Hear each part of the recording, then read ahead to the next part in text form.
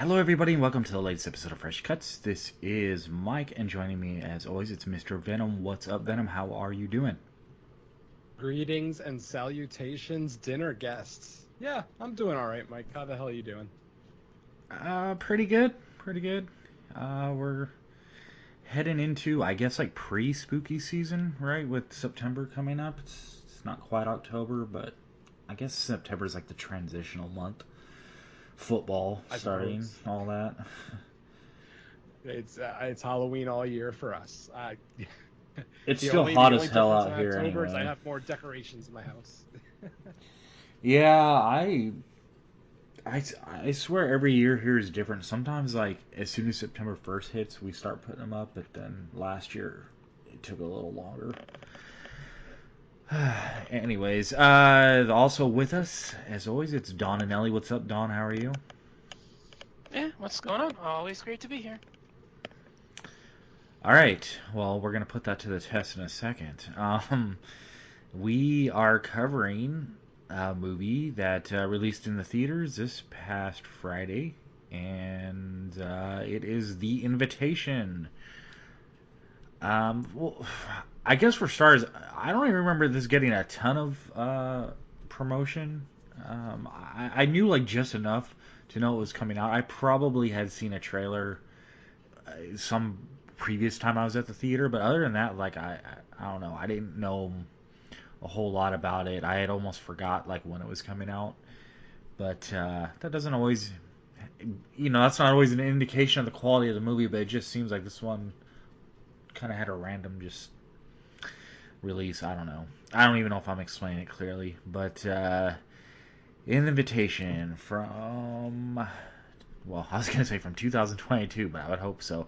PG-13, an hour and 44 minutes. All right, a young woman is courted and swept off her feet, only to realize a gothic conspiracy is afoot. Okay, at least that's short and sweet. So, general thoughts on the invitation, Mr. Venom, go. All right, I'll start with some positives about the film. It's a beautiful film. It looks really nice. Obviously, you've got this beautiful Victorian, almost modern slash Victorian mansion, out in England. So it's a beautiful setting, lots of beautiful grounds around the property. I thought the performances were all fairly competent, other than one, and unfortunately, the one is our lead actor, but we'll get into that in a little bit. Score was fine. And I was on board for most of this film. As you guys know, I don't watch trailers, I don't read synopsis before I go and watch a film. So I was on board for this for about halfway through. Once we got the first reveal of who our hosts were, I kind of expected it. I'm like, okay, yeah, that goes without saying, kinda. More so if you saw the trailer, because I watched the trailer after I saw the film, and I'm like, this is why I don't watch trailers, because the trailer fucking gives away exactly what's happening, other than the second plot twist, if you will, or at least for me, since I didn't watch the trailers, we get the second plot twist, and I just completely lost it. It was the stupidest fucking plot twist you could possibly give me. Um, so the long and the short of it is, I do not enjoy this movie, folks. I was on board for about half of it. Beautiful set design, like I said. Natalie Emanuel is, beautiful as always. I am a big Game of Thrones fan, so it was great to see her again. Um, and it's just, as the movie passed the halfway mark and it just kept going, it just felt to me like it was getting just dumber and more derivative and more pedantic. It was just awful. I just, by the end of the movie, I was laughing, and really I was only laughing so that I wouldn't walk out of the theater mad, because I was legitimately like upset with this film. It's a pretty dull story. It's underwhelming. It's not a good use of the underlying story. Like, there is a good story buried in here somewhere, but it's not the one that we got with this movie. Um, I'm trying to be as ambiguous as possible for those who maybe haven't seen the trailer. If you've seen the trailer, then you kind of know what you're up against. They don't spell it out in so many words, but there's plenty of clues throughout, plenty of close-ups on people's mouths in the trailer, so it's fairly obvious what we're up for. So, even though I hadn't watched the trailer and I was enjoying it for the first half, there was some good mystery.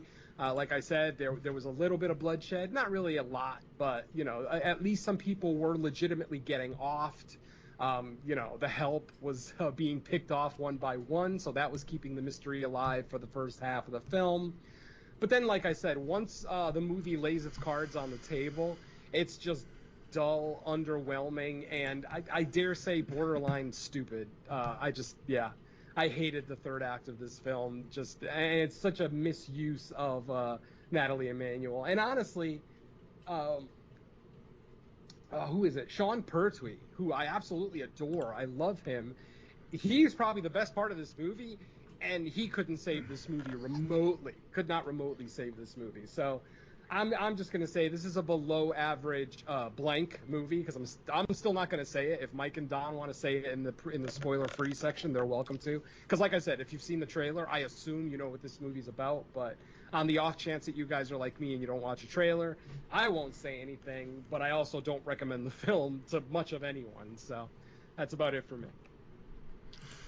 All right, let's move on over to Dawn. What did you think of the invitation? Yeah. A lot of people have rightly claimed out this is one of the more modern, more enjoyable modern classics that the genre has produced. I love the setup. You've got four great group of friends, or all of the meeting interactions at the beginning of the dinner are all very fun. Everything going on with the secret little hints and clues that are going on around them and why they're all meeting together, just it drags the evening on as more and more tension gets revealed. Okay, I'm gonna stop the ruse right now. If I Yeah. I'm like, Mike, am I gonna say something or are you? Yeah, I was just waiting for like Venom's what the hell meter to hit high enough that he just Oh, like interrupts a Dawn. while ago. yeah. If you haven't guessed by that, that's my thoughts on the beginning of the good invitation, because it's been a month and I want to start talking about a good film here. So, um, oh, Jesus Christ, where do I start with this thing? PG-13, really? Really? We're in this day and age where a hardcore horror audience is getting a PG-13 horror film. Jeez. I mean, I don't have any real. Just, I don't care either way. But for a horror audience, which I assume you're trying to market this towards based on the trailer, because after seeing the movie, I did go back and watch the trailer as well, just because I was confused as to who the hell would want to watch this thing.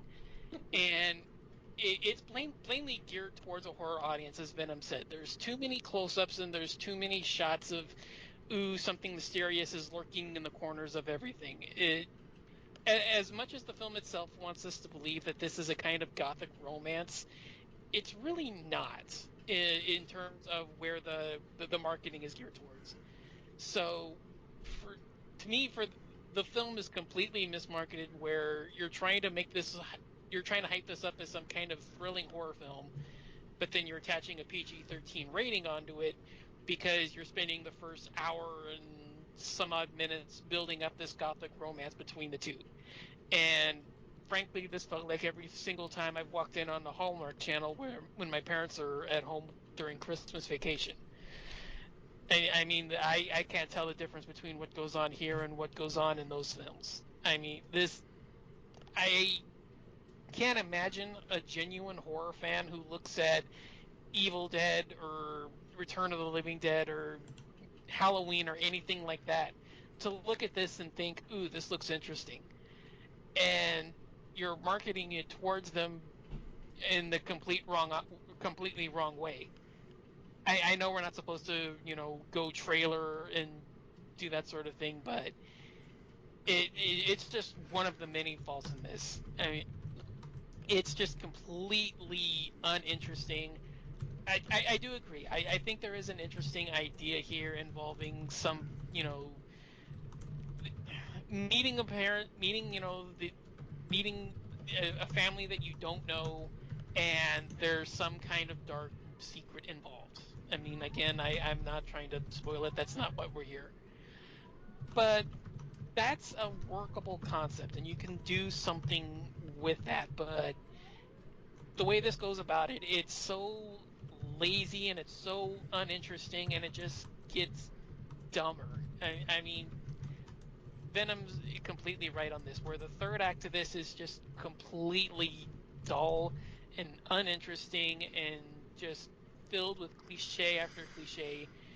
If you haven't figured it out by 10 minutes in, I don't know what's wrong with you.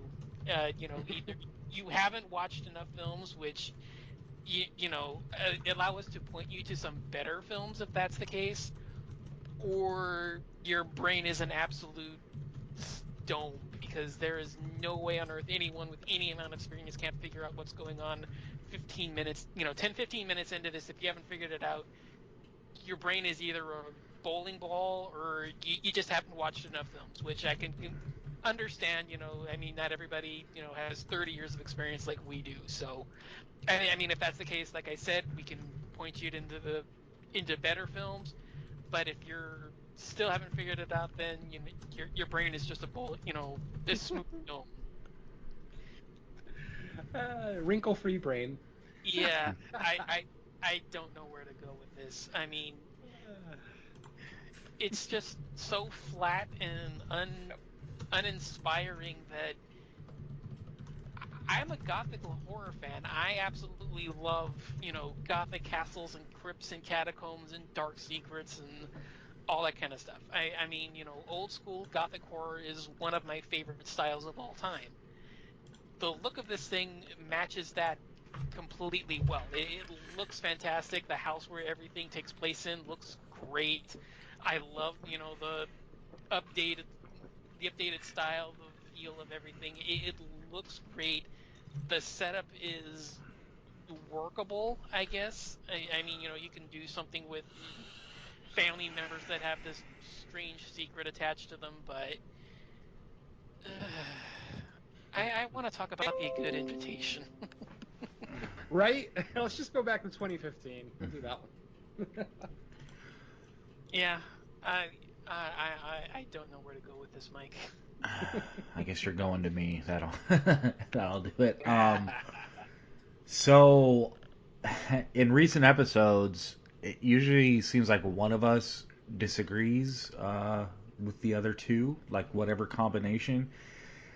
This week, that's not happening. We're going three for three with with the reaction to this awful movie. My first question, like about halfway through it, you start making assessments, not necessarily of like, oh, if a twist is coming or whatnot, but sometimes the gears start spinning in your head. And the main thing I was thinking was like, who is this movie supposed to be for? Because it feels like a young adult romance movie, but they're not like, teenage, they're not 18-year-olds in this movie. They're adults. So like I don't know who this is even marketed to with the limited marketing even had. Maybe that's why there was a lack of marketing. But I just get like kind of confused or even frustrated that like why is this movie not going to straight to like VOD streaming when there's so much stuff that does go straight to VOD that's way better, way more interesting. Maybe it's because it's PG-13. They figure, well, that opens it up to a bigger potential audience. But who's the audience for this? I don't know. It feels like it's right in that kind of middle zone where hardcore horror fans aren't gonna like it, and then people who aren't horror fans, do they want to go see like a very light a light gothic romance? Like I don't know really who they expected to turn out for this. I actually think the lead, I'm not sure what her name is, but I got it in front of me. It's Natalie Nathaniel Emmanuel. Natalie Emmanuel.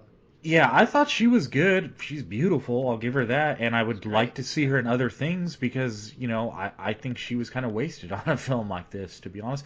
And, overall, I don't think the cast was bad. Sean, what's his name? Pertwee? Pertwee? Tortui. He played Mr. Pertwee. Fields. Yeah, he was a familiar face. He's always good at what he does, a nice addition to the movie. But for the most part, I mean, I feel like this was casted by your random 20 somethings you could find on like a WB show. They're all overly attractive, but when I say attractive, it's like that specific kind of like almost model-esque They look attract, like they stepped off a GQ magazine shoot. Yeah, they look Yeah, like something. right Yeah. before the camera was rolling, someone was like literally chiseling them, like that kind of beauty, I guess. Um, and yeah, like the plot twists. I mean, did no one really see that coming? And then I think they attempted to kind of do um, like the you don't belong here, kind of like the fish out of water, and like the you're not really a part of us type subtext. But God, it was a mess. And yeah, I by the time this third act hit, I was just like, please end, or like do Yeah, something, just do end it. anything that isn't exactly what I'm expecting the movie to do, and it failed to even do that. Because I was like holding out a little bit of hope, like, well, maybe they go completely different direction in this third act, and that'll bring it up a little, just to say, hey, they had the courage to do something different. And no, not really. I mean, it you expect every beat that they hit to happen, because it becomes painfully obvious 20-30 minutes in, this movie doesn't want to do anything unexpected, and they just want to make their safe little PG-13. And this isn't uh, a knock on all PG-13 horror, but in this case it feels like it just wanted to be your normal run-of-the-mill movie, and it was not good. So I'll leave it at that for the second. What? Yeah, definitely a waste of talent in this movie. I'm Yes. not sure. The director, Jessica Thompson, I'm not sure if she's done much else. Oh, it looks like she's done a few things. She's a second unit director on Handmaid's Tale, so I mean that's something at least. The movies that she's directed, I've never heard of, so I can't really speak on those. Handmaid's Tale is pretty good, but yeah, it just felt like this was, and just how it felt hokey, but without being hokey, if that makes sense. Like you're looking at these aristocratic people, and the upper echelon of British, society, and then they bring in characters with names that we recognize, and I'm just like, what the wait, what? Are you fucking kidding me? Like, once we get the reveal, it's like every character from the original book suddenly makes an appearance. I can't get too into detail on this, but I was fully expecting certain other characters to show up as well. I'm like, just to be the cherry on top of my shit sundae, have even more stupid characters from the original book show up. And yes, I wouldn't say this movie's based on a book so much as the character is, but we'll get to that. There, Yeah, this fucking movie. yeah, there was one cool element, or I don't even know if I would say a cool element, but one thing I thought that was kind of interesting, and I don't even know if it's original, but I'll get into that in the spoilers. Kind of like the setup of how everyone worked in this, I guess, town. See, I hated it. I actually hated it. I'm like, are you kidding me? This, see, I can't even get into why I'm complaining. Yeah, we'll Yeah, wait let's for just go ahead spoilers and for finish that. general. Um, and the other thing I was wondering is like, were they trying to do like, I was like, are they trying to do like a Meghan Markle royal family thing here? Because like, I how like the whole, oh, she's never really been accepted as part of the royal family. I was like, they're not really trying to do that. At Well, that that's what point, Don was talking about. That's what yeah, Don was talking about with the cliches of this movie is that, a stranger in a strange land and she's instantly treated like shit by all the locals. It's like, really? You couldn't be original in any way? Except for the predictable one character, or one or two that kind of side with her, if not feel bad for her. But No, I'm thinking he means more like they play the race card. oh no, oh that's fine. No, no, no. I'm not trying to explain what Mike's talking about. I'm just saying No, I'm just saying. like I thought this Mike was movie's so talking. cliche No, that I this thought. this is some of the cliches that I'm just railing against. Yeah, I'm not even Yeah. really commenting on what Mike said Oh, necessarily. I thought Mike was mentioning more about the race card that they play. I don't even care honestly well, about the race card in this I movie. mean If if it's even the race card, not necessarily fully, but kind of like the out. I mean, that's an element of it, but definitely like the outsider. Like you're not the actually outside. Oh, royalty. okay. You're like connected by some little random reason, but you're not really one of us. There It's could, classism. It's just classism. yeah, Rich people classism looking more down on poor so. people. Yeah, I would say. Yeah. Oh, okay. Yeah, I know what you mean now. Yeah, to me, I initially thought you were going with the race card. It's like, why is that being brought up? Like, I thought the I the didn't whole thing. pick up on that. Like everybody was so welcoming to her. I think the only person who maybe made a comment about your types was that Victoria woman, the old, the slightly older woman in the group. We'll talk about who she is later. But she made a comment about, your type, and I wasn't sure if she was talking about poor working class people or black people. So I mean, I can Oh, see where Don is maybe coming from, and where Mike maybe was even coming from. But yeah, I don't know. I didn't really pick up on any kind of that kind of discrimination, just the classism. I thought it I was caught that. yeah. I think it was mostly classism and what you're referencing, Venom. They might have like kind of walked up to the line of suggesting racism, but I don't think they fully Yeah. committed to that. It was kind of like they just threw in that one part Oh, of okay. So dialogue. I think we all have the same issue. We're just approaching it with different bats. I just think it was sloppy overall because Yes. it Yeah. unlike something like a Jordan Peele where it's a carefully crafted story. This one just feels like, oh, we'll just throw in some lines here and there just to make it sloppy. Yeah. Like it was just I think we're attacking it. We're just attacking it with different objects. Yeah. yeah, for Like I sure. said, Victoria does have that line in there. I think the exact line is your types. But like I said, I don't think she was going for race there. I think she was just Mhm. going because she's a poor artist. Evie was a poor artist who can barely make her rent. Yeah. I'm sure all the people at the estate knew this already because of all the research they did on her. But yeah, it just is so, like, literally as she's walking up, you can just pick out the people that are gonna treat her like shit. Like, yeah, he's gonna treat her like shit. She's gonna treat her like shit. It's so just cliche and dumb that it's And not entertaining. yeah, and right from the start who's not being well. I would say someone introduced once she gets overseas, like, oh, gee, I know there's something sinister behind this guy. Like, come on, you guys, like, you're not even trying to be like No, not at ubiquitous about all. anything. It's just, it's like it's almost like, is this movie for people who have seen? I don't know. Is it like for me if I would have taken my daughter to, like, I don't even know who's supposed to watch this and be like, oh, what a great retell. No, no, it's not. And the story too, like the actual plot points of what's happening in this movie. The setup is fine. But like everything that these people in these four families have to do, it's like, why the fuck are you not who you claim to be? Why the fuck do you care about these other three families? It's just the whole story here. It's just so laughable, and it's only laughable once you get the major reveal of the movie. There's like a minor reveal and a major reveal. Like I said, the minor one is pretty much given away in the trailer. And then there's like a major one that, well, major in that the filmmakers were hoping it would be a major plot twist. The rest of us just kind of let out a groan when it happened.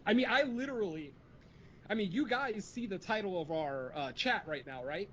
I Hmm. literally said that out loud in the theater. I pissed off a 20-something-year-old girl that was sitting next to me. I literally, when we got the reveal, out loud said, "Are you fucking kidding me?" And she didn't shush me, but she kind of looked over and wasn't real happy. And I almost walked out. My friends, if I was not a podcaster, I would have walked out right there. But I got to power through. So yeah, Yeah. awesome. If it's the part I think it is, I didn't blame you. I was I knowing you the way I do, I'm gonna guess where it is. Oh God! It's the ultimate reveal. It's the Yeah. reveal. Like once he says who he is, it's like ah. I'm like, what year is this? Really? Okay, rock on. Yeah. I think we've been ambiguous enough. What do you say, guys? Get into the spoilers and get through this fucker. Yeah, Yeah. except for this I episode, think spoiling might take on a whole new meaning because I feel like the We're movie gonna itself spoil a has been classic character spoiled. for you. Yeah, Yeah. exactly. Anyway, okay, so our movie opens. We see a woman kind of running around a gothic mansion. Young. She looks young. Beautiful young woman, European looking. We're not sure. Obviously, there's no context. She's running around this mansion. She's obviously hiding from someone. We hear voices in the background saying, "She's out. She's out. Where'd she go?" Blah blah blah. Finally, what we see is she grabs some kind of like power cable or electrical cable from like a lamp or something, wraps it around her neck, wraps it around the banister, grabs a bust, one of those like ivory busts that rich people have, and jumps off the ledge, of course, instantly killing her. Then we go to our title card. So, that's our cold open, kind of set up. It sets up the house, at least, if anything. Once the movie opens, we are. Actually, I forget where this movie takes place, the first part of it. I don't know if it's New York. It's got to be some metropolis, but I totally forgot. So we're introduced to Evie. She is, of course, played by Natalie Emmanuel, who played Miss Missandei on Game of Thrones.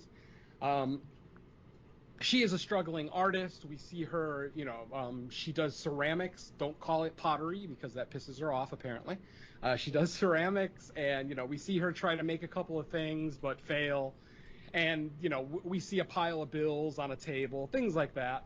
Her mother recently died, and she has a conversation with her friend Grace, talking about, my mother's dead. I never knew my father. I have no one left in my family. I have no one left that I can call family. So Grace, her friend, in her infinite wisdom, decides to, suggest, why don't you do a DNA test, one of those DNA tests, the like 23andMe or Ancestry.com, whatever. Of course, she sends in her DNA, and literally, at least it felt like in the movie, literally the same day, she gets an email from someone named Oliver. Basically, as Evie puts it, the whitest man in the world. And he just, he said he claims to be her cousin. Says, oh, I had no idea that you existed. Why don't we get together? I just happen to be in New York. He is English. He's from the UK, but he happens to be in New York for business. Happens to be in New York for business. Remember that. And they get together. They end up getting together for lunch.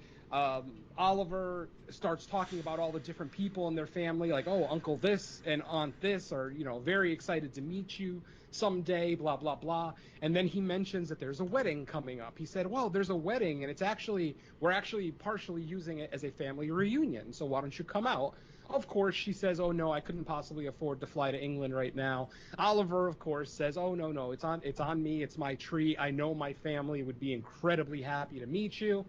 She reluctantly agrees, and off we go to the UK. Once she lands, she is taken to this beautiful mansion. As I mentioned earlier, it's got like a cool part Victorian, part modern look to the outside. I'm sure there's an actual name for this kind of architecture, but I'm not smart enough to know, so it's just a really nice looking mansion. Let's go with that. On the inside, it actually looks older. It actually looks like even more like a Victorian mansion than it did on the outside. She obviously, has an interaction with Oliver. She ends up accidentally backing into one of the maids who's carrying in some wine glasses. We notice that all the maids are numbered. There are 5 of them, and they have literally numbers 1 through 5 on their uniforms, like right on the collar of their uniforms. So that's something to think about. So like I said, she ends up bumping into this maid. The maid ends up dropping all these glasses. She apologizes instantly, and then Sean Pertwee's character, Mr. Fields, shows up to admonish the maid, of course, because of course he thinks that it's her fault. Evie instantly defends her, says, no, it was my fault, 100% my fault, absolutely was not hers, blah, blah, blah. And then I forget the exact exchange between Sean and Sean's character, Mr. Fields, and Evie. He says something, and I don't remember exactly what it was, that kind of sets her off. But then Lord Walter shows up, and at this point, she doesn't know that this is the guy that she's actually coming to see. He's actually the owner of the house. He is the head of the DeMille family of London. And once Oliver points out, oh, this is actually Lord Walter. He's the owner of the house. She instantly kind of changes her tone and tells him that, hey, your buddy there, your butler or whatever, doesn't need to treat the staff like that. Blah blah blah blah blah. Being a fairly woke American, I hate using the term, but we're in the UK, so I'm gonna go with it. After meeting Lord Walter, of course, the inevitable happens. They end up getting a little bit, into each other. It's a slow progression. It's not like literally that night they're in bed together, but I think the second night, because she was only planning on being there 3 days, from what I understand. because her itinerary that she received earlier in the film had 3 days on it. So, so like I said, they end up getting together, blah blah blah. They end up, having sex. Now, before all of this happens, obviously we're getting the stranger in a strange land treatment. We're introduced to Victoria and who's the girl? Emmeline. Emmeline and Victoria. These are two women who are members of two of the other families. Now, I forgot to mention that when Evie first arrives, she's explained that there's four families here, and these are like the four most powerful families in the UK have gotten together to see these two people get married and kind of strengthen the bond between these families, blah blah blah. Um, so anyway, like I said, Victoria and Emma are both members of the family. Victoria's a little bit older. She looks like she might be in her 30s and 40s, but she obviously looks like a trophy wife. You know what I mean? Like the perfect 10 body, the big collagen lips, the big blue eyes, long black hair. She's just your kind of older debutante, if you will. And then Emma's a little bit younger, a little blonde, cute girl. She's very friendly to Evie, wants to be friends with her, everything else. Evie seems to be the only one who's really like reaching out to her, other than Walter, in a romantic way. But Emma obviously it's more about friendship and just getting to know her. We have various scenes that are very cryptic and ambiguous where they start talking about in one scene in a pool scene. Victoria actually asks Evie, "So what has Walter told you about our family?" And instantly, like one of the manicurists that's working on Evie's nails, like flinches when Victoria asks that question, and partially cuts Evie's nail. You know, the hairdresser, nail person, whatever you want to call him, nail technician, apologizes, immensely. Again, Evie is like, no, no, no, it's my fault. I twitched, I flinched or whatever. It's not your fault. Blah blah blah. Her and Victoria have a little back and forth, kind of a little bitchy back and forth, and Evie just ends up walking out. Walter provides her with a dress to wear for dinner that night, which obviously she's very thankful for. It's a beautiful dress, looks good on her, blah, blah, blah. They end up, having like a preliminary dinner where she meets the rest of the family. Everybody is very welcoming. Like in a group setting, everybody treats Evie great. But when Victoria is alone with Evie, that's when the bitch comes out. And, like I said, she just comes off as like an older member of the family that doesn't like this newer person kind of coming in. Like I said, I didn't really get race vibes out of it so much as just she's looking down at this poor artist who has nothing, who's bringing nothing to the family, blah, blah, blah. And, more scenes. One of the maids ends up getting taken out in a library. When Evie first arrives at the mansion, she's told every room in the house is at your disposal. You can walk around freely except the library because it's being renovated. Later on, we find out the library is not being renovated, and we see Mr. Field send one of his maids over to clean the library, unlocks it for her, lets her into the library, and then locks the door behind her. That's not fucking creepy as shit. And of course, while the maid is in there, she does end up getting attacked by something. We don't really see what.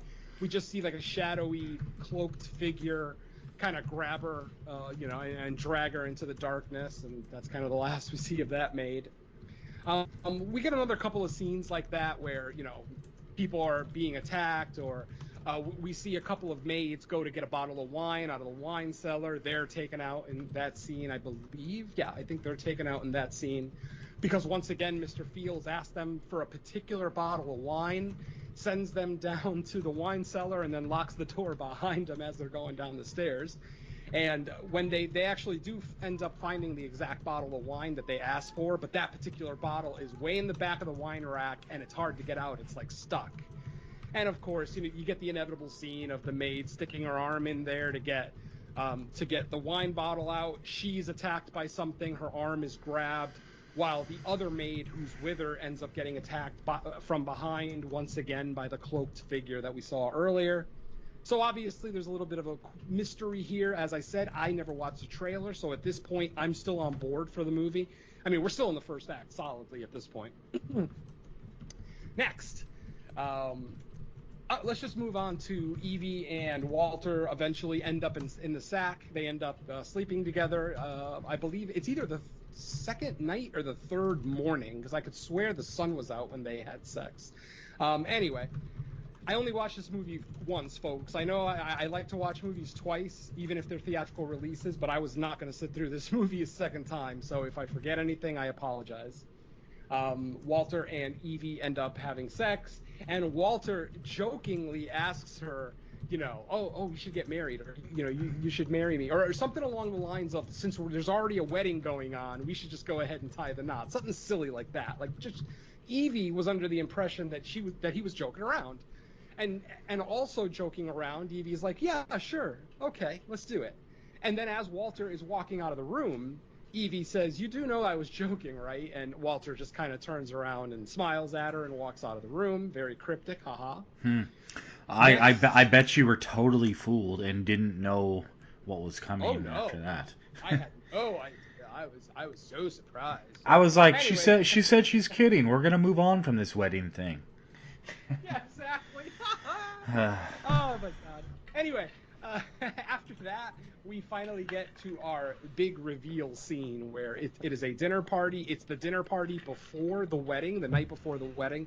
Now, mind you, throughout this film, Evie has been asking, "Where's the bride and groom? Where's the bride and groom?" No, and everybody's like, "Oh, the bride and groom will be revealed tomorrow night." Literally, those were people's exact words. They'll be revealed tomorrow, which instantly as a horror fan, it's got you thinking, red light bulbs going off. So Evie gets this beautiful red dress from Walter, another dress that he provides for her, and then she goes down to this dinner party. It's a fancy party. Everybody's overly dressed. It looks like Eyes Wide Shut, except everybody's still clothed because everybody has those masks on. Not everybody, almost everybody. Like the patriarch of the family, Uncle whatever. He had an eye patch, so he actually didn't wear a mask at the table. But everybody else wore those like Victorian style masks and everything. And then, he's talking about, oh, tomorrow's going to be a beautiful wedding and blah, blah, blah. And, Evie's still kind of just enjoying herself, drinking wine.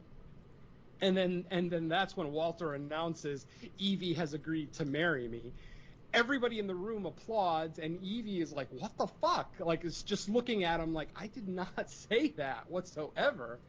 And then Walter just goes, let's have a toast. And instantly, right when he says that, one of the male servants grabs one of the maids who's basically serving food to the people at the table, literally grabs her from behind, slices her throat open, slits her throat, slices her throat. Sorry, I hiccup there.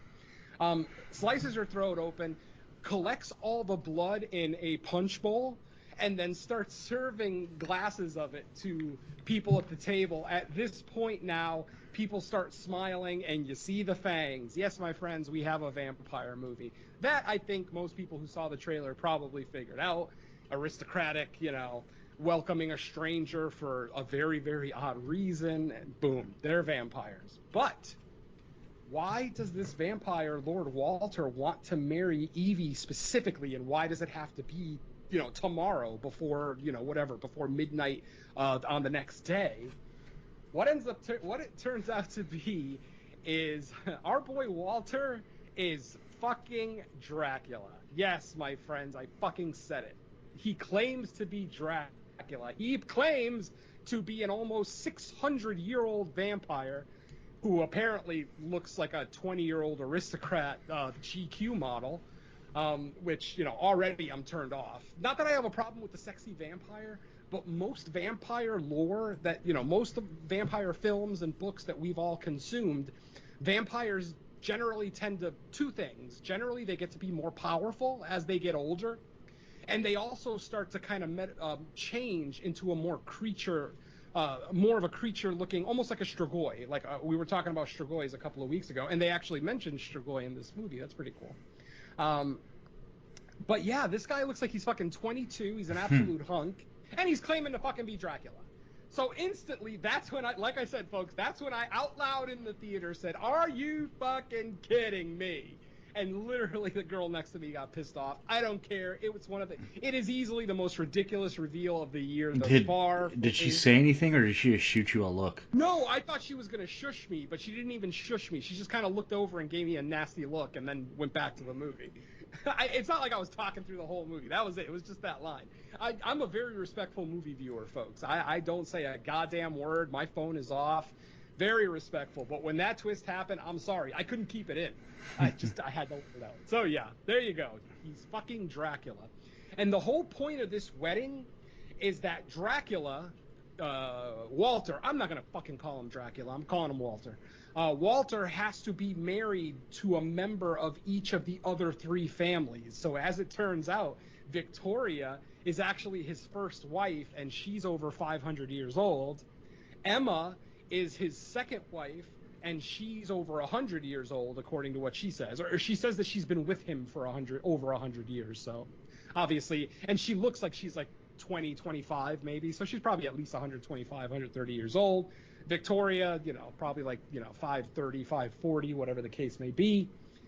But yeah, and then Evelyn, or Evie, excuse me, Evie is, she is the only female in her family. And, that's the third family that Dracula must marry one of the females from.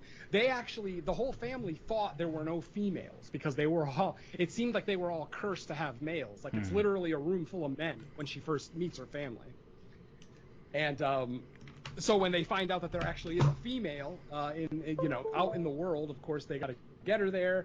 And why does he need to marry one member of each of the other three families? To grant immortality to all four families. My friends, this is fucking Dracula. What the fuck does he care about politics? What the fuck does he care about keeping all these people around him? He's fucking Dracula. He's the oldest vampire on the planet. He should have godlike powers, and he does not. He doesn't fly. He doesn't transform. He's the most boring version. He's not the worst Dracula ever, but he's the most boring Dracula ever. That I absolutely will stand by. So he has to fucking marry. He has to marry Evie so that everyone involved can be granted immortality. Okay, so obviously comes the day of the wedding. Evie is, of course, being forced into this. And that's another thing, too, is that, again, Dracula, over 600 years old, yet he can't hypnotize Evelyn. He can't hypnotize Evie. Yeah. And it's That so was fucking weird. that was one of my issues with the movie is if it was revealed like somewhere in the second or third act that he was actually using some type of classic Dracula persuasion powers, and that's why she was willing to move so fast with everything, I could understand it, but it's like they just almost play. Yeah, well, exactly. I think that too because yeah, it would flex. It would show Dracula actually flexing some power, but the way the movie is written, it's like no, she's just wooed by everything within a day. Like every decision she makes, it doesn't take much convincing of anything. Now maybe they're trying to play it like, well, she's a struggling artist and she doesn't have a foundation, so she's willing to do things on the fly. But like once she gets overseas and she's just like agreeing to everything and talked into everything so easy, I'm just like, what? Yeah. It kind of goes against her character because they set her up to be like a kind of an independent, worldly girl. She lives by herself in a studio. She's doing her art. She has a full-time job at some kind of restaurant or eatery, I forget what. But they definitely don't set her up to be the kind of person that's just gonna go along with things. She seems like she would be strong, be able to say no, be able to avoid stuff. Like her even agreeing to go to England was a shock because we already know that she has all these money problems and she hasn't made an art piece in a while. So it's like you'd think she'd want to stay, make some money, pay the rent, and then maybe run off to England. But no, she fucking just accepts it. Granted, after some goading, but still. So again, they set the character up to be one thing, and then once she gets to England, she's just another character altogether, which is really weird. So anyway, it is now the night of the wedding. Dracula is, again, Walter is doing his final preparations, and we see Evie get walked down the aisle by the patriarch of the family, uncle whatever, I forget what his damn name was. Oh, and I forgot to mention just some of the more silly aspects of the movie. At one point, Evie does actually escape the mansion. She actually gets out with the help of one of the older maids, one of the housekeepers in the place. Her name was Mrs. Swift. She basically tells Evie flat out, do not stop running until you're on a plane out of England. Let me repeat that, folks. Do not stop running until you're on a plane out of England. 3 guesses as to what fucking Evie does. She runs to the nearest fucking village, finds the first house with lights on, and knocks on the door, trying to ask for help, Yeah. hoping that they would call the police. As the older man is on the phone with the police, we hear him say, "Hello, this is Mr. Harker. Sound familiar?" And then the wife gets on the phone with the cops and says, "Hi, this is Mina Harker." It's fucking Mina and Jonathan from the original story, and now somehow they work for Dracula. So apparently he got what he wanted. He got Mina and Jonathan, and now they're, because obviously the story of the original book, he buys all the property in England so that he can go out there, find his love, blah, blah, blah, blah, blah. So apparently, 600 years later, Dracula, well, not 600 years, but I think the original Dracula was like late 1800s, like 1880s, somewhere in that range. I think it was contemporary, but it's been a while since I've read it. It was still the 1800s because Yeah, that's what I'm saying. Is that I think it was a Parker, has the stagecoach. Yeah, that's what I'm saying. I think it was a contemporary story, so like 1880s, 1890s. Right, exactly. Yeah. So figure 1880s, 1890s. So Dracula's been in England for what, like 150 years, 140 years, and has not found his love yet, or at least, as it turns out, the woman that committed suicide in the cold open actually was the last female, or one of the last females of this family. Her mom wasn't a part of this family. Her real father was, who I guess we never actually find out who her real father is, but her mother basically isn't a member of the family, so obviously she wasn't eligible for Dracula to marry her and complete the ceremony, blah, blah, blah. So there you go. Just more stupidness with the Harkers. And man, like I said, I was expecting Van Helsing and Renfield to show up. Like, I was actually expecting Evie to bust out with, "Oh yeah, guess what I have in my DNA? Van Helsing." And I'm like, no, don't do it. Don't do it. What we do in the shadows already did it better. Don't do it. Yeah, But yeah, there we go. did you think that they could be any less coy with the drink your tea? Don't you want to drink your tea? Don't forget to drink your tea. Oh, you should have some of that tea. I'm like, It's okay, good we for get you. it. We get it already. The tea is has a sedative in it or something. Stop asking her to drink the tea. And Because exactly. And then she's able to throw the tea in Jonathan Harker's face, but then turns around and here's this old decrepit woman who's probably a couple hundred years old, hits her with like a piece of pottery or a bust or a statue or something like that, and actually gets the best of her. I'm like, are you fucking kidding me, Evie? You couldn't get the better of 2 elderly fucking people, because it's not like they were moving like ninjas. They were moving like random old people.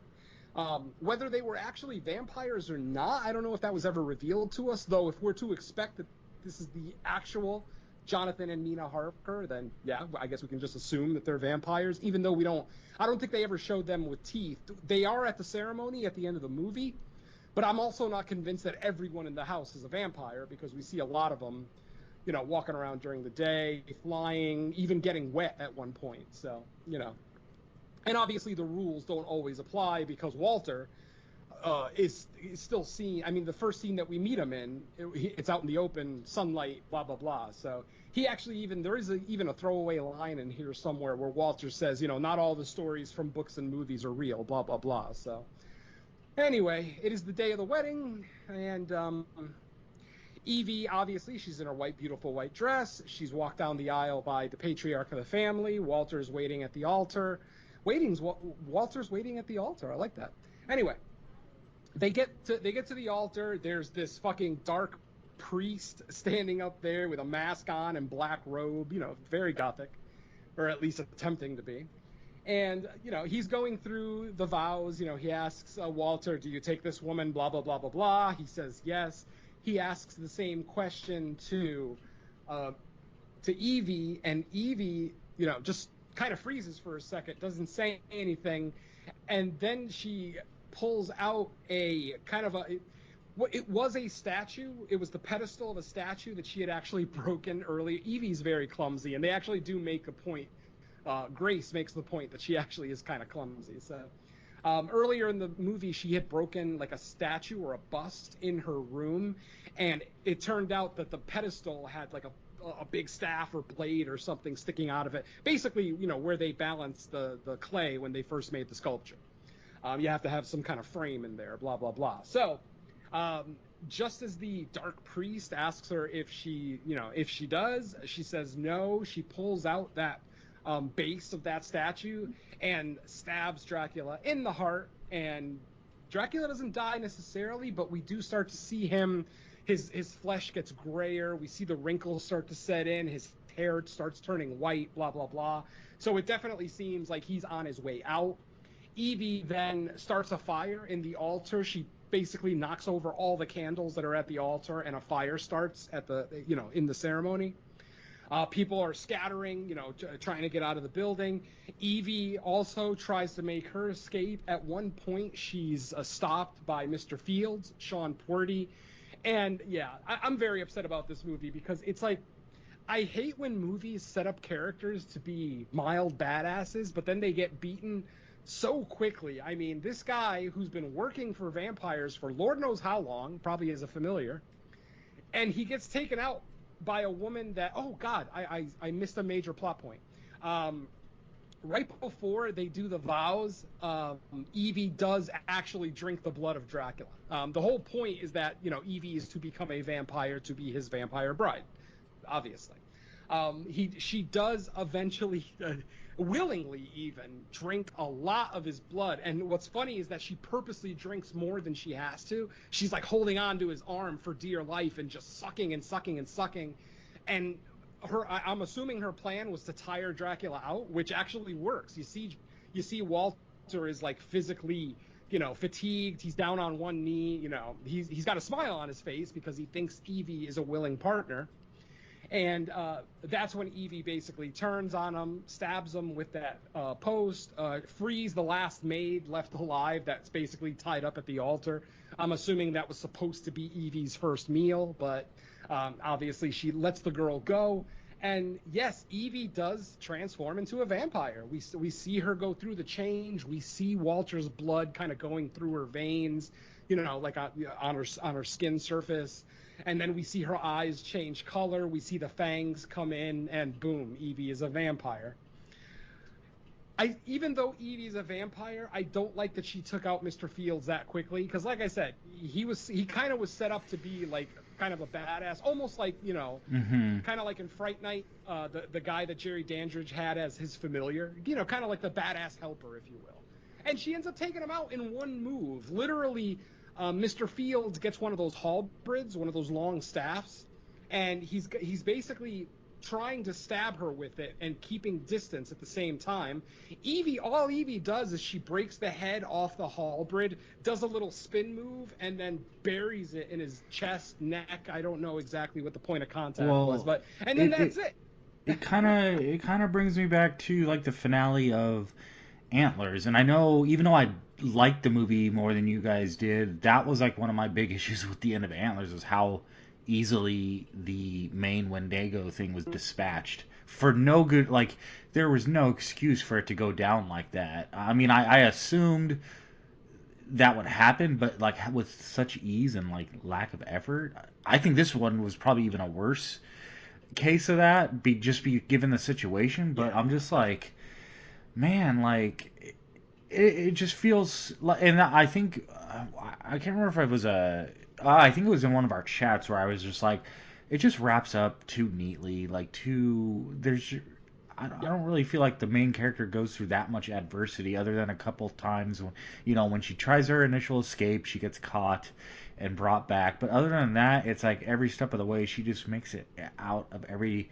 situation so Yeah. clean, and like everyone who you think once this conflict happens, everyone you think is gonna end up dead ends up dead. She's safe, all good, and then it's just there's nothing mysterious about this movie at all, No, I guess. no, not at all. All right, so yeah, it's Darth Maul all over again. George Lucas spends 2 hours setting up this badass Darth Maul just for him to get killed by a move that a junior swordsman should be able to block. But again, Hmm. suspension of disbelief, so whatever. Um, After Evie takes out Mr. Fields, she is then confronted by Victoria and Emma, of course. And remember last week, folks, when I said we saw probably the best girl on girl fight in a horror movie of the year? Well, we now have a candidate for the worst girl on girl fight in a horror movie, because this is just the most stupid, trivial, boring fucking fight. Obviously, they both have claws. Victoria has claws. Evelyn has her new claws that she's just got because she just became a vampire. So they're going at it. Emma still is defending Evie. Emma still wants to help Evie, help her escape or help her do whatever she wants. And of course, Emma basically comes to her defense, starts attacking Victoria. At one point, they have like a little bit of a standoff where they're trying to push each other, but it's kind of a standoff. And then Emma ends up just forcefully pushing both of them into like a sharp point that's sticking out of a statue. Like there's a statue of a knight there with like one of those whatever the thing they use for not javelin, the battle thing. I can't fucking think of it. But anyway, um, the joust. That's what I'm thinking of. The joust. Basically, there's a statue there of a knight, and his weapon for the joust is kind of sticking out from the base. So literally, Emma just pushes Victoria and herself into this thing, killing them both. By the way, apparently in this universe, you don't have to stake a vampire in the heart, because these two get impaled in their bellies, in their stomachs, their midsections, nowhere near their heart. Yet both of them instantly turn to ash as soon as they die. So, more broken vampire rules. Even though, even in the movie, they say, you got to stake them, burn them, or, decapitate them. Only way to take them out. Uh, but apparently you can stake them in the leg and they're probably dead too. So I don't know. The fucking weakest vampires ever, weakest Dracula ever. After taking out Victoria and Emma, Evie's figuring that she's about to walk out of the house. And of course, our boy Walter comes back. He's now, he's obviously very decrepit looking, but he still has enough power to grab Evie by the neck, hold her up in the air with one arm, and basically say, it was a nice attempt, but you're obviously going to fail. Nothing can kill me. I am immortal. There's the usual vampire crap.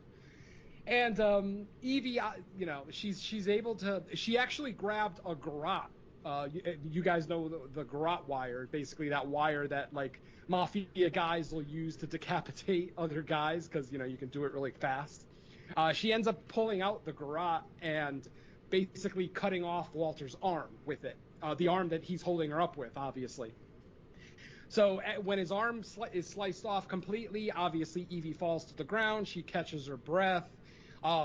Dracula says some other, comment about this, this still isn't going to help you, blah, blah, blah. And Walter goes in for one final attack, and Evie is able to do a fucking UFC double kick move and kick him right into a pyre, a fire that's basically burning behind him. And then we see Walter and the house from outside basically all just engulfed in flame. We do see that some people were able to get out of the house, but at least Victoria, Emma, and Walter / Dracula are gone. Oh, and Mr. Fields. So at least the main players of the DeMille family are now dispatched. And then we get an epitaph to the film, and what that is we see Evie and Grace. Apparently, Evie called Grace, told her everything that happened.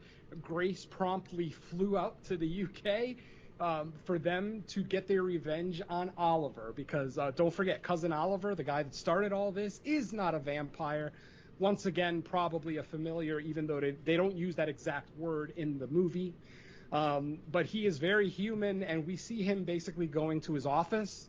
And while he's in his office, he has a phone call with someone, and he's talking about, okay, yeah, I've made all the arrangements. We've got to get out of the country today.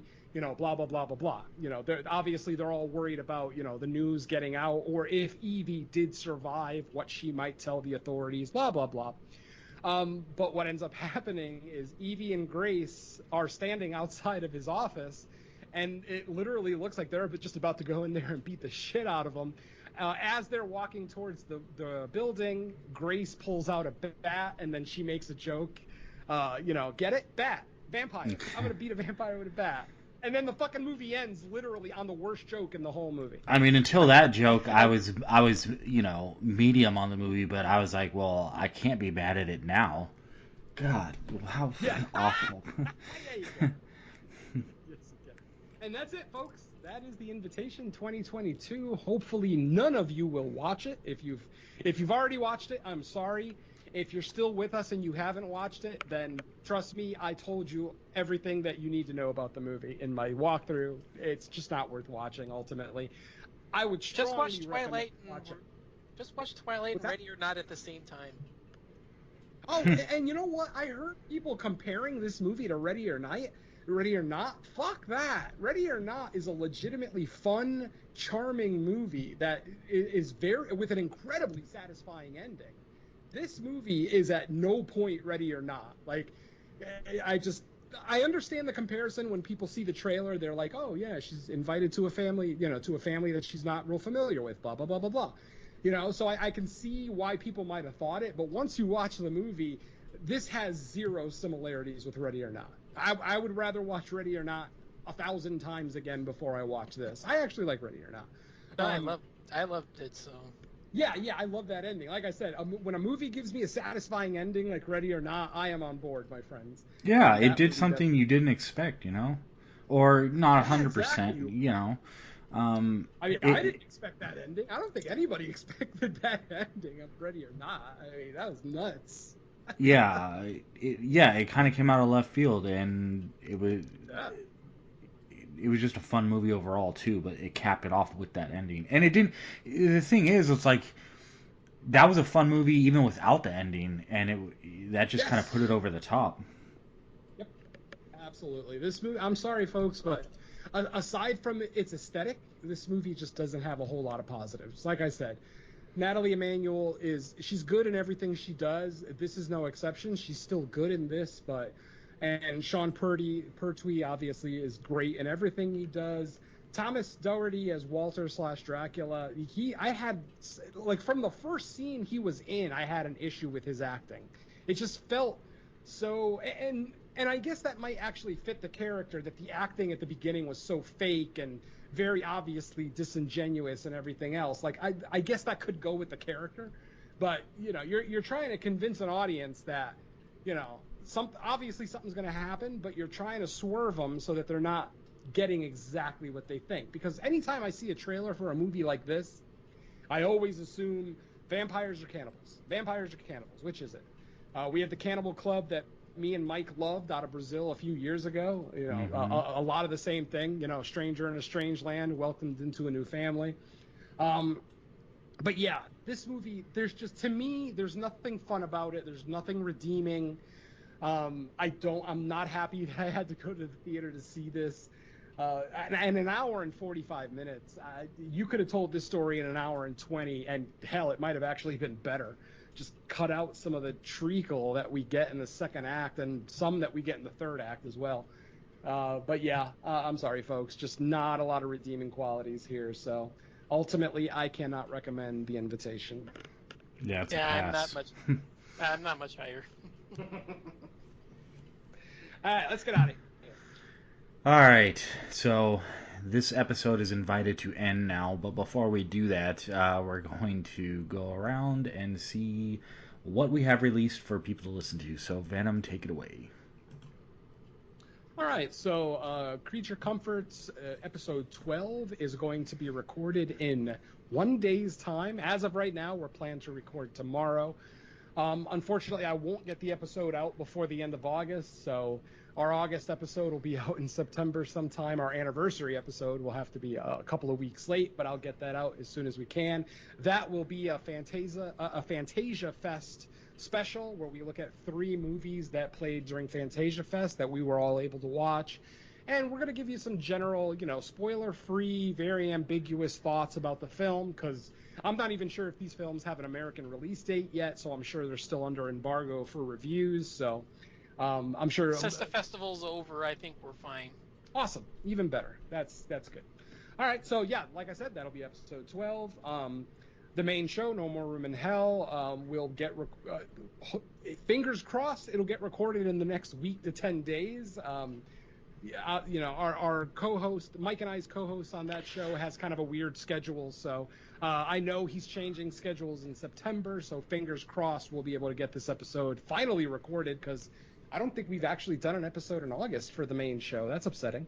So yeah, hopefully we'll take care of that this week, or next week, next week sometime. And let's see, Mike and I also recorded our very first episode of No More Room in Hell presents the Crystal Lake Gift Shop, and that is our episode-by-episode retrospective of the Friday the 13th series, which aired in 1987 and 1990. We finally recorded our first episode with guest Doug Tilley, a veteran of Theme Warriors, with Mike and myself. Had actually a really fun time talking about episode 1 of the series. That'll be out probably in the next week or two. Probably right around the same time that Creature Comforts is out, so check out for both of those. They will both be available on the No More Room in Hell feed. And what else we got? I think that's it, right? Yeah, and then Mike has one other show, but I'll let him talk about it. All right, Don, how about you? Or not. I think Oh, he's still muted, so. go ahead, Don. Let everyone know what you got. Yeah, as mentioned, Creature Comforts, the Fantasia special, which should be a lot of fun. Looking forward to that. Latest episode of Horror Countdown, I had a friend of mine on. We looked at our favorite hardcore horror films, or extreme should be the more appropriate title for that. And then, of course, the guest spot on the nightclub, which was so much fun. We looked at Sharknado, sort of a belated Shark Week thing, but yeah, all of that was out and should be available. It's 2 words, so it's Night's Club. Should be pretty easy to find if you look at it that way instead of combining the words like a lot of people do. But yeah, other than that, not much else for me. Okay, and the only thing I got that wasn't mentioned by Venom was my other side cast, Watch This Movie Mike, which currently has 3 episodes out, the latest with guest Brian Sammons. We talk Friday the 13th, part 4, the final chapter, after I do a little Q&A with him to open the show, as well as a movie recommendation, which I've kind of like decided that's how I'll probably open each episode. I think the first episode I did it by chance because I was like, if I'm gonna do something solo for the first 10 minutes, what can it be? And I did a movie recommendation, and I've just kind of stuck with it. So as long as I have something to recommend, but I think there'll be something I've seen that I'll recommend to people. So check that out. They are on the No More Room in Hell YouTube channel as well as Dark Discussions Network. So everything can be found there. And Venom, I think next is Barbarian, isn't it? Yes, sir. Barbarian opens this coming Friday. Sweet. Well, with that said, thank you everybody for listening to Fresh Cuts. I think this might be.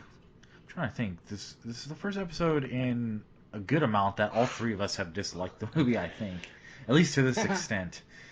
So Yeah. take that for what it's worth. I mean, if there's anyone out there that saw it and disagrees, feel free to tell us why you liked it more than us. Because I want to say there's there's got to be an audience for this. Otherwise, why is it in the theaters? But I'm just not sure where the audience is to be found. So educate us on that, and we'll be all ears. So that said, thanks everyone for listening. We will catch you on the next episode. Let's say bye to the listeners. Later. I'm gonna go watch 30 Days a Night. Peace. Oh yes, I don't have to talk And just about so this there's no movie anymore. confusion, Barbarian doesn't open this Friday. I just said that because this episode's coming out next week. So Yeah, that makes it actually total opens on the sense. 9th. Cool. I just want to make sure. Yeah, because when you didn't first say said that, anything. I I was was wondering if somebody was going to correct me. that's why I didn't reply. Because for a split I second, I just was like, did- wait a minute, and then I was like, oh yeah, never I mind. just didn't care. I Yeah, just, yeah. I said this Friday, and I was just hoping that nobody would correct me because, like I said, since I know this is coming out next week, I figured, fuck it. Yeah, so I- tonight, later Just tonight, say. I'll actually be sending I the didn't even- Orphan episode to Phil, and then in probably midweek, I'll send the other one. I just didn't even care. I didn't even catch on that I repeated the same show that I was promoting. Oh, you I know didn't even catch that. there is No, something because coming out this week though. No, The because when I the promoted Harbinger. Orphan, what's what I'm saying, when I promoted, when we did Orphan last week, I promoted today's show, and then I totally forgot that this is next week, so I didn't even care. It happens. Close But yeah, call. Harbinger is like, I think it's limited theatrical and VOD this week. So For what? the Harbinger. It's a horror Harbinger? movie. Harbinger? Harbinger, is it? I don't know. Uh, It's... it said Oh, September I think I know. 2nd. I think I know this one. Yeah, Lacey was talking about this one. I think it's screened at Fantasia. Huh? If it's the Yeah. one I'm thinking of, it's I by it's Colin Minihan, right? I haven't looked up. It says directed by Will Klipstein and written by Will Klipstein. Is this the movie? Yeah, this is it. Horror, The Harbinger 2022, coming soon. Yeah, so this must be it. When a family moves their troubled daughter to a small town, their neighbors start mysteriously dying. I think it's the girl from Black Phone, the little girl. Is it Gwen? I that think Gwen? so. Let's see. I'm on the page right now. Outcast. It kind of looks like her, but I haven't looked up the cast. Let's see, is it her? Yeah, you're right. It is. She's not the lead, but it looks like she's like the second, billing, if you will. Irene Bedard. Irene Bedard. She plays a character named Floating Hawk in The Harbinger, whatever the fuck that is. It must be a Native American thing. Maybe, probably. I'd have to guess. This drops this week. Yeah, it says Wow, limited it's got release. 9.2. Yeah, 21 reviews, but still 9.2. Hey, but 9.2 even after 21 reviews is ridiculous. Yeah, that's like up there with like what Godfather 2 like rating. So I expect it to fall eventually, but Oh yeah. it's listed as limited, which means you guys might see it down there in theaters, but outside of that, I'm not sure. But it says VOD as well, so hopefully, usually with stuff like this, Nudi's pretty good, as long as there's like a decent copy. So I guess it's because Yeah, I but guess aren't we it could be taking an the break? alternate. No, we Yeah, are. We're not going to be recording anything, but I guess if we just I'll end still up watch watching it by especially if it's chance. playing in theater. Yeah, I'll report back and let you know. Well, yeah, because we're gonna have that all week off, so I imagine I'm gonna watch it just to watch it with a week of not recording. If I have 2 solid weeks of nothing to record, I'm gonna try to get my 2022 numbers up. They're kind of low right now. Yeah, I took this Friday off to have like a 4-day weekend, so if Nudie happens to find a copy on Friday, I'll watch it that day, just depending how quick it shows up. Because usually, if something officially releases on VOD, whatever resource he uses gets it there pretty quick. So we'll see. But I was just saying, on the off chance like we see Barbarian and it's terrible the following week, and we're like, what about that Harbinger movie? But Yeah, anyways, yeah. Either way, It's we'll also gonna figure it be out. No, I'm just saying. I think this is going to be the start when Shudder starts releasing all their stuff. That's so true I think, too. so I think Shudder's got the backup. There's like potential backups there too. And plus, Hulu is doing Huluween again this year, so that's going Oh, to be more nice. stuff. I mean, granted, we don't really do a lot of the Hulu stuff, but if something's good, have they announced it, or is that just actual like they're gonna put more of a push on older stuff up there? that I Because couldn't tell you. I see, because I because I have Hulu, and when I log in, it says Huluween coming. that's So what I'm I'm saying. Is that original fare, or is that just they're gonna make more of an effort to put that stuff on the platform? I mean, I'm sure they'll have the shorts again. They'll probably have original shorts because I mean, the shorts that a shitload of those get made every year. So, Yeah. as far as features, I'm not sure. I haven't heard Yeah, them because I actually. haven't heard anything about that. Yep. All right, gentlemen. Yeah. I'm hungry. I'll talk Yeah. to. I guess I'll talk to you in a couple of weeks. Yeah. Oh, I guess I'll I'm sure we'll be see you soon. monitoring the chats, but yeah. Yeah, yeah. I'll let you both know when I'm done with your respective episodes, Crystal Lake and Creature Comforts. Obviously, Creature Comforts we're recording tomorrow, so I'm actually gonna edit that one first. I started editing Crystal Lake last night, and Mike, I did find the entire Friday the 13th the series suite, which is it. Basically, it's a 4 minute song. The first minute of the song is the intro that we all know and love. The Uh-huh. next 2 minutes of the song is all the incidental music from the series, like all the random music that plays throughout. And then the last minute of the song is the closing music. So I'm Oh keeping that yeah. forever. Speaking of that, I meant to ask you, so when you are editing, you're downloading from Skype, which makes it an MP4, and then what do? Convert it to MP3? No, Audacity does it for me. I just But put I it in mean, Audacity. but like Audacity, what? no. Audacity accepts. Well, because I downloaded an extra plugin. When I first tried to use Audacity with YouTube to MP3, Uh-huh. it told me, you're going to need to convert this. So instead of getting a converter, I downloaded a plugin for Audacity. So now when I click and drag any file in there, it accepts it.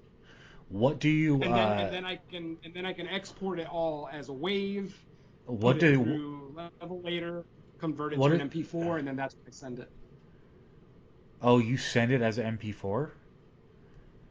To to who? Philip. Yep, to Phil. Yeah. Oh, well, if you're okay, if it's an MP4, then you can send me that MP4 too, and I Yeah, can do it so it can go on YouTube.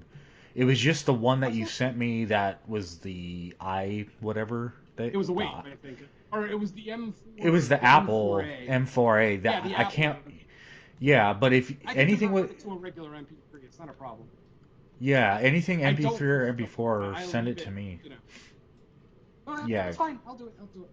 I mean, Like I just said, I'm just saying if you want to get everything we can up on YouTube, like part of the YouTube well, feed, I'm then going to be sending you Crystal Lake Gift Shop anyway when I'm done with it for you to give it to Phil, just okay. so that he could, because I don't have access to the main feed. I only have access to Creature Comforts. So Oh, yeah, I'm gonna send it to you. I'm gonna send you the artwork, the episode description, and you can just upload it to the No More Room in Hell Dropbox.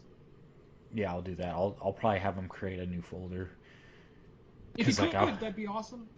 I was having him use the old Theme Warriors folder for Oh shit. watch this movie, Mike, and so I started explaining. I was like, you might want to change the name of the folder if it makes it easier for you to tell what shows and where. So I'll tell him, hey, All right, gentlemen. another new sidecast. So create another folder. Oh, All right, I'd guys. say there'll be more. So. Yep. Adios, folks. See you in a Later. weeks. They